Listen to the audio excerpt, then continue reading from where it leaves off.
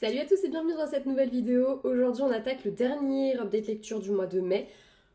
Quelle surprise, nous sommes à nouveau dans ce décor tout pourri. Bah oui, Anaïs est une feignante, mais Anaïs, promis, veut ranger sa chambre aujourd'hui, donc potentiellement ça veut dire plus de vidéos. Voilà. Alors je dis veut ranger, à tout moment je ne le fais pas. Il faut savoir qu'en fait j'ai beaucoup vidé ma bibliothèque, mais je ne sais pas quoi faire des livres. Parce qu'il y en a beaucoup que je ne peux pas vendre, enfin, c'est des trucs que je vais donner et tout ça, enfin je vais pas m'enquiquiner à mettre des trucs sur Vinted que je vais pas vendre ou alors que qui vont me prendre juste du temps à mettre en ligne pour rien. J'aime autant les donner, moi ça me va comme ça. Sauf que en fait il y a beaucoup de livres et que j'ai des bras de lâche et du coup je sais pas trop comment les emmener, c'est un petit peu la merde. Du coup voilà un petit peu pour faire simple et vous expliquer un petit peu aussi ce qui se passe dans ma chambre et pourquoi est-ce que je ne la range pas et pourquoi c'est la merde de m'installer là-bas, parce qu'en fait il y a toutes mes piles de livres qui font le tour de ma bibliothèque. En gros, pour faire à peu près simple. Et ça c'est quand c'est rangé. Enfin rangé. Tout est relatif. Bref, commençons tout de suite parce qu'aujourd'hui j'ai 4 livres à vous présenter. On a 2 BD que je vais vous présenter en une puisqu'il s'agit de la suite. Enfin, de 2 tomes qui se suivent. Et 2 romans. Donc commençons avec le premier roman, à savoir As de pique. J'aurais dû me garder sous le nez le nom de l'autrice parce que je ne m'en rappelle jamais. Donc As de pique de Farida Abike Idimide. J'espère que je n'ai pas déformé ce nom, mais comme je déforme à peu près tous les noms à chaque fois, voilà quoi. Publié chez De Saxus. Évidemment, je ne l'ai plus, je l'ai déjà rendu, c'est un emprunt à la bibliothèque. Et voilà, mais comme j'ai compris comment insérer des images, je vous insérerai l'image de la couverture. Ouais, écoutez, après 3 ans à monter sur iMovie, il fallait bien qu'à un moment donné, je comprenne comment ça marche. Voilà. Bref. En plus, je suis une mytho, ça fait pas si longtemps que ça, je monte sur iMovie, parce qu'avant, je montais sur Adobe Premiere. Et sur Adobe Premiere, je crois que je savais le faire. Je crois, de mémoire, je sais plus. Puis je regarde pas mes anciennes vidéos parce que je ne supporte pas ma gueule. Bref, As de pique de Farida, j'ai encore oublié son nom. Putain, je suis un carnage. Tac, de Farida Abike Idimide, publié chez De Saxus, a été ma foi une plutôt bonne lecture. Dans ce récit, on va suivre Chiamaka et Devon, qui sont 2 élèves de la Niveus Academy, donc un bon lycée quoi. Un lycée de petits riches blancs, et c'est les 2 seuls élèves noirs de l'école. Dit comme ça, on s'en fout, enfin j'ai envie de dire, moi c'est même pas un sujet pour moi, mais ça va potentiellement les foutre dans la merde. Tous les deux, donc, ils sont assez contents de découvrir qu'ils sont tous les deux élus préfets.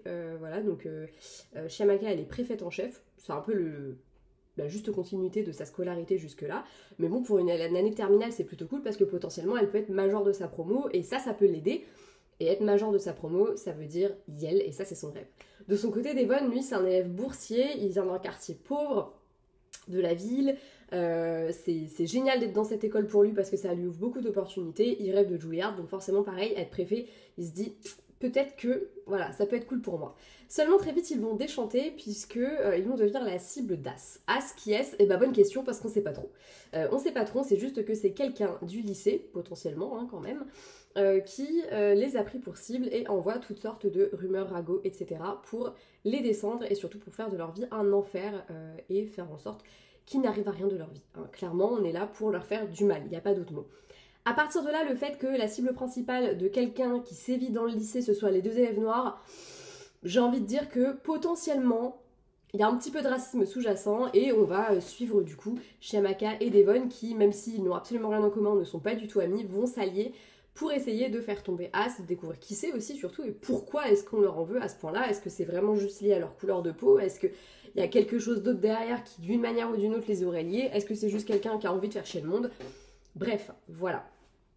Ce récit, moi je l'ai beaucoup aimé, il est décrit, il me semble, sur la 4e de couverture comme un peu un mélange Gossip Girl, Pretty Little Liars, et c'est pas faux sur le fond puisque l'autrice, c'est en découvrant ces séries-là qu'elle a commencé à écrire L'As de pique, donc forcément il y a ce côté-là, et moi j'ai envie de rajouter un petit soupçon de Get Out pour cet aspect un petit peu sous-jacent, et pas que sous-jacent d'ailleurs, du racisme, parce que c'est vrai qu'en fait très rapidement, et même s'il y a plein d'autres choses autour, tu vas très vite te rendre compte que ouais, en effet, s'ils sont harcelés tous les deux, c'est quand même un petit peu parce qu'ils sont noirs et que ça plaît pas à tout le monde. Voilà, et d'ailleurs c'est quelque chose qu'on va ressentir par plein de petits détails, même en dehors du racisme très, très flagrant dans le sens premier de l'insulte en fait raciale. Il y a plein d'autres détails en fait qui sont là et que en tant que personne blanche, tu vois pas des fois le mal quand tu vas aller tripoter les cheveux d'une personne qui a une afro. Un afro, on dit comment? Je ne sais pas, bref. Tu vois pas le mal en tant que blanc, qui a des cheveux qui te paraissent normaux en comparaison, tu vois. Alors qu'en fait, bah non, ça se fait pas, c'est pas bien. Enfin, toi, t'aimerais qu'on vienne te tripoter les cheveux? Non, parce que moi, je déteste qu'on me touche les cheveux, donc ça m'énerverait. Il y a que mon mec qui a le droit de me toucher les cheveux. Parce qu'après, il fait des petits massages crâniens, là, c'est trop bien. Mais, enfin, tu vois ce que je veux dire, c'est les gens n'ont pas à venir te tripoter la gueule sous le prétexte que tu es différent d'eux par quelque aspect que ce soit. Moi j'ai un gros nez, j'ai pas envie que les gens ils viennent m'appuyer sur mon gros pif, tu vois le délire. Et bah c'est exactement pareil pour une personne qui a, bah ouais, par exemple, je sais que chez Amaka à un moment donné, elle parle du fait qu'elle se lisse systématiquement les cheveux, parce que sinon ils deviennent un sujet, ces cheveux. Si elle les laisse libres, si elle les laisse tels qu'ils sont réellement, ils deviennent un sujet. Et bref, je trouve que c'est hyper intéressant de voir ça, parce que c'est vrai qu'en fait, en tant que personne blanche, t'es pas forcément éduquée sur le sujet. Moi, la première, il y a plein de choses que j'ai découvert. Bah déjà parce que moi je me rappelle que j'avais une copine qui était métisse et qui avait des super belles boucles magnifiques, et je me revois moi jouer avec sa boucle de cheveux pendant nos cours ensemble, tu vois. Et je me dis, mais Serette, qu'est-ce qui te prend? Enfin, non, mais genre, à quel moment tu fais ça, tu vois? Bref, et moi, je sais qu'il y a plein de choses sur lesquelles je me suis vachement éduquée en lisant Légende Born, que je vous conseille aussi beaucoup, surtout si vous aimez l'aspect fantastique, parce que je trouve que la question de ce côté femme noire afro-américaine, elle est vachement présente, elle est hyper intéressante dans le récit. Pour moi, parfois, elle était même plus intéressante à découvrir que l'aspect fantastique du récit. Ici, j'ai trouvé ça très intéressant parce qu'on est un peu, on est sur un thriller young adulte d'une certaine manière.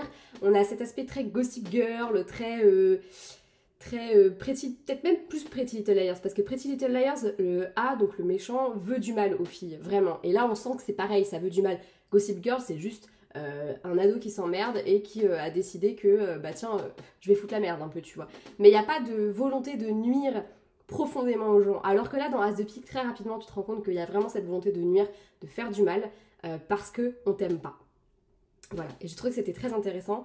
La fin est peut-être très légèrement tirée par les cheveux, alors pas pour ce qu'elle raconte et pour comment elle se passe, mais enfin c'est même pas le côté tiré par les cheveux, parce qu'en réalité je suis sûre que des trucs comme ça existe pour de vrai, et je trouve ça aberrant. Enfin vraiment, moi, il y avait des moments où j'avais envie de balancer le livre, pas contre le livre, mais plus parce que j'étais super vénère et que c'était une réaction presque physique, parce qu'il y a des gens qui pensent vraiment comme ça, et qui estiment que sous le prétexte de quoi que ce soit qui te concerne en tant que personne, en tant qu'individu, bah tu ne vaux pas aussi bien qu'eux. Et moi ça, j'estime que c'est juste aberrant. Pourtant je lis énormément de livres où c'est le cas, tu vois, enfin quand tu lis par exemple de la dystopie, typiquement il y a forcément quelqu'un qui estime que toi en tant qu'individu, tu as des qualificatifs qui font que tu vaux moins que lui. Et je trouve ça fou à chaque fois. Mais là, c'est tellement ancré dans le réel que tu te dis putain, mais c'est dingue, et je ne comprends même pas que ça puisse exister. Et même si c'est un récit qui est fictif, il y a plein de choses qui sont hyper réelles dans ce que tu lis et tu y crois, et c'est bien pour ça, c'est un bon récit, et c'est important aussi que des récits comme ça voient le jour. Et je trouve que c'est hyper important aussi pour éduquer les jeunes qui ne connaissent pas du tout cette question-là. Je trouve que même si c'est un récit qui est fictif, pour moi, il est hyper important, parce que je pense vraiment que des choses comme ça, je pense que potentiellement ça peut exister. Peut-être pas à l'échelle d'As de Pique, et je veux pas trop en dire non plus pour trop vous en révéler sur le récit, mais je pense quand même que c'est des choses qui existent, et voilà. Donc ouais, la fin peut-être un petit peu... c'est pas tiré par les cheveux, c'est pas ça, c'est juste que j'ai eu un moment de... Waouh, ça fait beaucoup là quand même, tu vois. Et voilà, mais par contre justement donc une partie de la fin j'ai pensé ça, et le reste de la fin j'ai trouvé ça hyper intelligent, la manière dont c'était fait, ce côté un peu...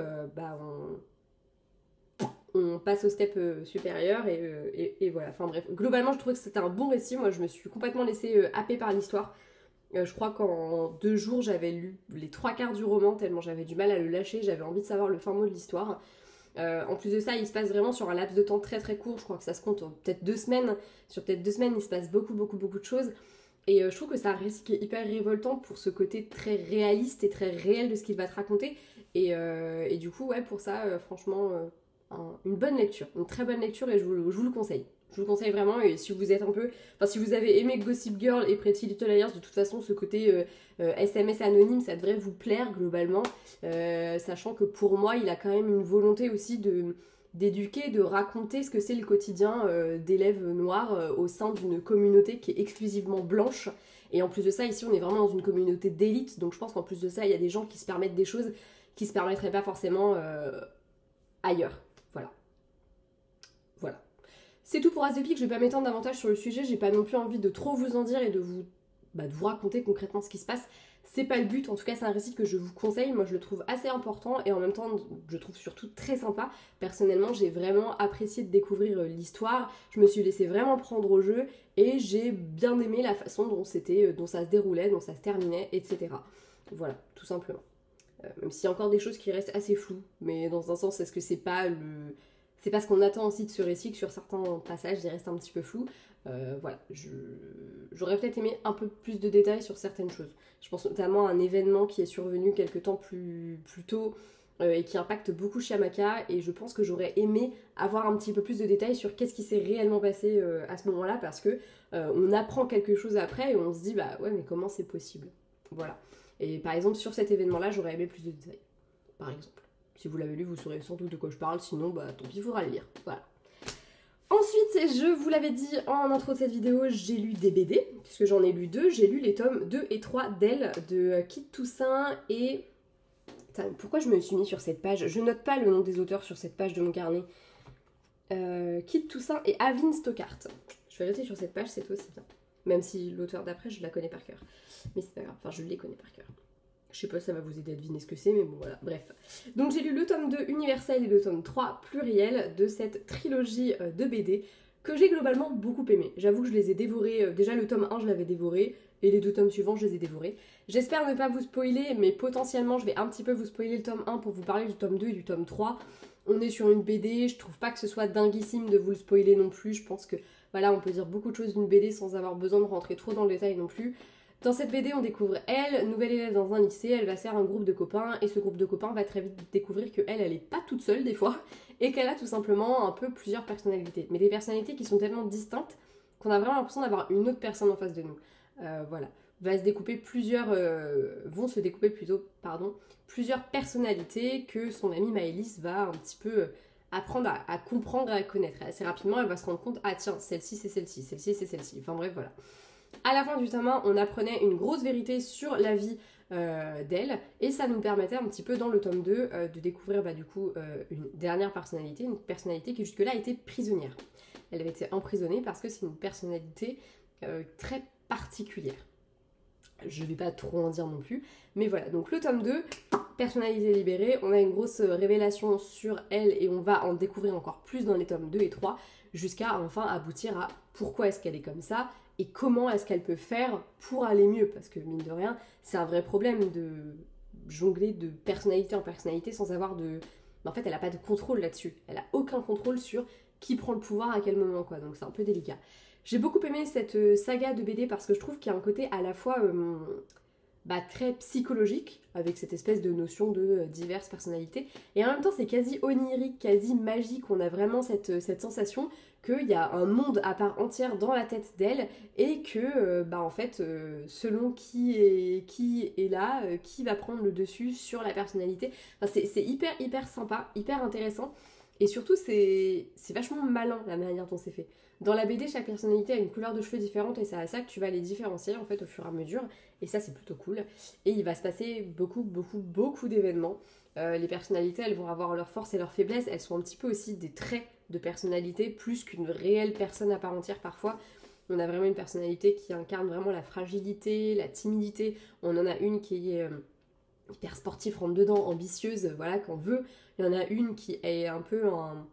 Je pense que ce serait l'alter protecteur d'un système si c'était la question de trouble dissociatif de l'identité, puisque c'est justement la personnalité qui va prendre le dessus quand elle a besoin d'être protégée. Voilà. On en a une donc, qui est la petite loufoque de la bande, elle est tout le temps à faire des blagues, elle est tout le temps à rigoler, elle est hyper marrante, hyper fun. Enfin voilà, et on a donc un peu toute cette ribambelle de personnalités.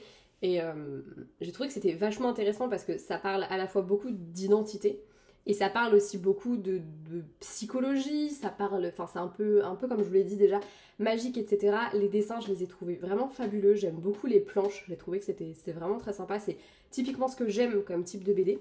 J'ai pas grand chose à en dire de plus parce que c'est vrai que c'est un peu délicat je trouve de parler, enfin je sais pas si c'est parce que je suis pas du tout habituée à parler de BD mais j'ai toujours un petit peu de mal à savoir quoi en dire etc. En tout cas c'est une histoire que j'ai trouvée vraiment sympa, sachant que les 3 tomes sont sortis, je ne saurais trop que vous conseiller de la découvrir et de tout lire d'un coup parce que je pense que, enfin moi je sais que ça me frustre beaucoup de m'arrêter après un tome de BD, j'aime bien tout lire d'un coup et avoir l'impression de rester dans l'univers et de lire un peu un roman, voilà. Et je pense que c'est comme ça que vous l'apprécierez le mieux. Là, moi, je suis très contente d'avoir enchaîné les 3 tomes, pas d'affilée, mais presque en tout cas. Donc voilà.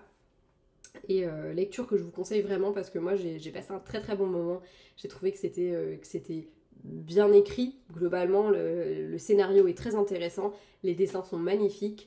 Et vraiment, la psychologie derrière est très intéressante. Après, à prendre avec des pincettes, on n'est pas non plus... Enfin, à aucun moment, les auteurs ne décident qu'ils sont en train de traiter de tel ou tel sujet de santé mentale. C'est pas le cas. Voilà. Mais je pense que on peut se retrouver un peu dans certains aspects du truc. Après, attention, à aucun moment, encore une fois, parce que tout à l'heure, j'ai parlé de troubles dissociatifs de l'identité. Déjà, moi, je suis loin d'être experte, donc voilà, je vois un petit peu des choses sur les réseaux sociaux parce qu'on en parle plus et je trouve ça hyper important.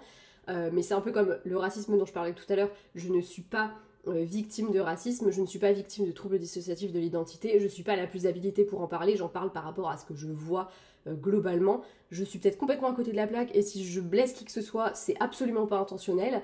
Mais en tout cas, je trouve qu'il y a un petit lien qui peut se faire et que j'ai trouvé assez intéressant parce que je trouve que en fait, ça explique assez bien ce que peut-être ressentir la personne, puisqu'il me semble qu'en plus de ça, dans le livre, elle n'a pas forcément de souvenir de ce qui se passe selon la personnalité qui prend le dessus. Et pareil, elle a un moment où elle a 2 personnalités qui sont de front un peu présentes dans la réalité.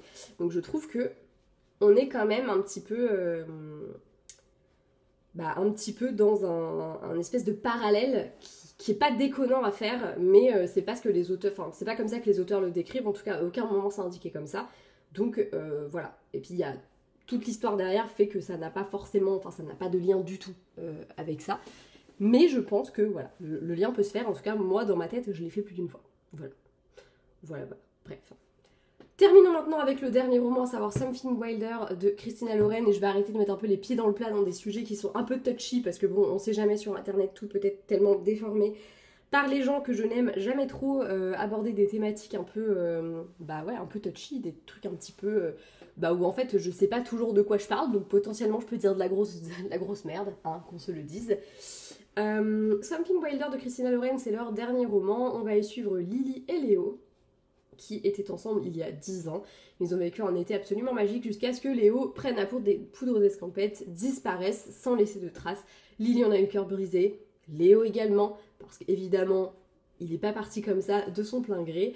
Et 10 ans plus tard, ils se retrouvent sur le chemin l'un de l'autre. Pourquoi ? Eh bien tout simplement parce que Lily, qui a toujours détesté les chasses au trésor organisées par son père, qui était un vrai aventurier dans l'âme, Duke Wilder, est un petit peu dans la merde, voilà, financièrement parlant c'est un peu galère, et elle a décidé d'utiliser les connaissances de son père pour organiser des chasses au trésor, des petites aventures, etc. dans le désert qu'elle connaît par cœur. C'est l'occasion pour elle de travailler avec ses chevaux, qu'elle aime de tout son cœur et qu'elle a failli quitter à cause de la vente de son ranch, qu'à la base elle se voyait tenir pendant des années jusqu'à ce que son père le vende. Et c'est l'occasion aussi pour elle de gagner un petit peu de sous en faisant un petit peu flotter autour de toutes ces aventures la marque de son père. Voilà. Ils vont se retrouver puisque le groupe de copains de Léo organise tous les ans un voyage tous ensemble et que cette fois-ci, c'est ça qui est prévu au programme. Voilà. Et au programme, ça va être sportif, clairement. Et ça va devenir un petit peu compliqué quand l'un des invités va décider que finalement braquer un flingue sur les autres ça peut être assez sympatoche et que potentiellement on va découvrir que le trésor perdu de Butch Cassidy qui était le truc ultime que le père de Lily voulait retrouver, finalement c'est peut-être pas tant une légende que ça. Voilà. Et peut-être même que le père de Lily l'avait trouvé. Voilà. Je crois que je vous ai un peu spoilé parce qu'en vrai ça arrive un petit peu plus tard dans le roman, mais en même temps moi je pense que j'aurais aimé le savoir avant de me lancer dedans parce qu'en fait au début je savais pas trop où est-ce que j'allais quoi. Voilà. Après c'est du Christina Loren, donc ça ne m'a pas fait peur une seule seconde et j'ai trouvé que c'était super intéressant de partir à l'aventure comme ça. Clairement j'ai eu l'impression de voyager, j'ai eu l'impression d'être avec eux à cheval, et puis quand ils se sont lancés dans la chasse au trésor, j'ai trouvé ça hyper sympa. Je pense que c'est la première fois que Christina Loren frôle comme ça avec le récit un peu d'aventure, parce qu'il y a clairement ce côté-là un petit peu aventurier. On n'est pas juste sur de la romance, on est aussi sur... on part à l'aventure avec les personnages. J'ai trouvé ça super sympa. Moi c'est quelque chose que j'aime toujours beaucoup, de sortir un peu des sentiers battus et de pas être juste sur de la romance classique entre deux ex. Voilà, parce que c'est sympa, hein, j'adore ça, hein. Mais voilà, j'aime aussi que les récits sortent de leur zone de confort, et là il y avait un peu ça aussi, il y avait ce côté on part à l'aventure, etc. La notion de chasse en trésor était très sympa, on sent qu'elles ont vraiment bien bossé le sujet. Tout comme on sent qu'elles ont vraiment bien bossé le sujet parce que il y a plein de petites énigmes et j'ai trouvé que c'était hyper malin parce que ça nous fait réfléchir aussi un petit peu. Voilà, j'ai beaucoup aimé la romance. Les personnages de Lily et Léo sont hyper touchants. Lily, elle a ce côté un peu femme forte, etc. Elle vit dans un monde un peu de bonhomme et elle est obligée de s'affirmer. Et voilà, et je l'ai trouvée hyper touchante dans tout ce qu'elle avait de plus tendre et qu'elle cachait énormément. Léo de son côté aussi, j'ai beaucoup aimé. Ils ont tous les deux des vies qui sont loin d'être faciles parce que lui, s'il est parti, c'est pas pour rien. Il est parti parce qu'il a perdu sa mère et qu'il a dû du coup s'occuper de sa sœur. C'est lui qui a élevé sa sœur depuis 10 ans. Sa sœur qui était toute petite à l'époque, elle avait une dizaine d'années quoi. Donc voilà, c'est plein de choses qui font qu'en fait ces personnages ils sont hyper touchants et on sent tellement d'amour entre eux quand ils se retrouvent et puis que petit à petit voilà ils recréent quelque chose, que la romance on y croit sans aucun problème. Personnellement je suis tombée un peu amoureuse moi aussi de Lily et Léo, que j'ai trouvé absolument fabuleux. On est encore une fois sur une très belle romance de Christina Loren sur fond d'action, hein, parce que clairement on est sur un récit d'aventure avec de l'action, il se passe plein de choses tout le temps. Je pense d'ailleurs que c'est le récit de Christina Loren qui fait un peu le moins de cadeaux parce qu'il se passe beaucoup de choses. Il y a des blessés, enfin voilà, c'est pas juste de la romance et puis basta quoi. On est sur de la romance un peu plus un peu plus dure, il se passe beaucoup de trucs, donc voilà. Très sympa. Moi j'ai vraiment adoré et je vous le conseille parce que pour le coup si vous aimez les autrices, vous allez retrouver ce que vous aimez chez elles et surtout vous allez découvrir aussi d'autres choses et plonger dans une romance qui pour moi sort un petit peu de ce qu'on a d'ordinaire dans le cadre, on va dire. Voilà. On n'est pas juste dans le cadre typique de deux ex qui se retrouvent en vacances. Voilà, on a vraiment l'aspect chasse au trésor que moi j'ai trouvé très très sympa et qui m'a complètement pris dedans. Après j'avoue j'avais hâte de connaître le fin mot de l'histoire, donc j'avoue que sur la fin je pense que je carburais sur les dernières pages parce que je voulais juste savoir comment ça allait se terminer. Et je suis très contente de la fin qui a été choisie et je suis aussi très contente de globalement comment l'histoire s'est déroulée. On a un peu de suspense, de l'amour, etc. Et ce que j'aime aussi beaucoup, c'est voir en fait dans le cadre de ces récits à quel point la plume des autrices a évolué.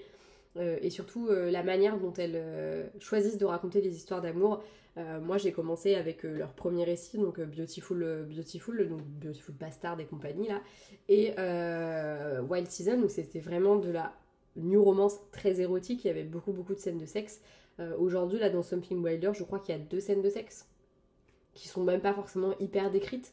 Dans les précédents que j'ai pu lire dernièrement, on avait 1 à 2 scènes de sexe pareil par livre, et je trouve que ça montre aussi une réelle évolution du genre, de la plume, et je trouve ça plutôt intéressant. Et je pense que même si j'aime toujours autant, et je pense que j'aimerais toujours autant les Christina Loren du début, je pense que j'ai évolué aussi avec elle, et qu'aujourd'hui un récit comme Something Wilder où j'ai 2 petites scènes de sexe et que le reste passe par beaucoup plus d'émotions, beaucoup plus de... Enfin, un ressenti qui est vraiment différent, ça me touche beaucoup plus aujourd'hui. Voilà. Est-ce que c'est ce qu'on appelle vieillir potentiellement ? Sachez qu'aujourd'hui je filme cette vidéo, c'est mon anniversaire. Bon, vous l'aurez sans doute 3 mois après mon anniversaire. Non, j'exagère un petit peu quand même. Mais ouais, je me sens plus vieille, je me sens plus... plus posée ce matin. C'est faux, voilà, c'est tout pour cette vidéo, j'espère qu'elle vous aura plu. Moi je vais m'arrêter là parce que j'ai quasiment parlé 25 minutes et d'ici à ce que je finisse cette outro, je pense qu'on sera bien évidemment à 25 minutes passées.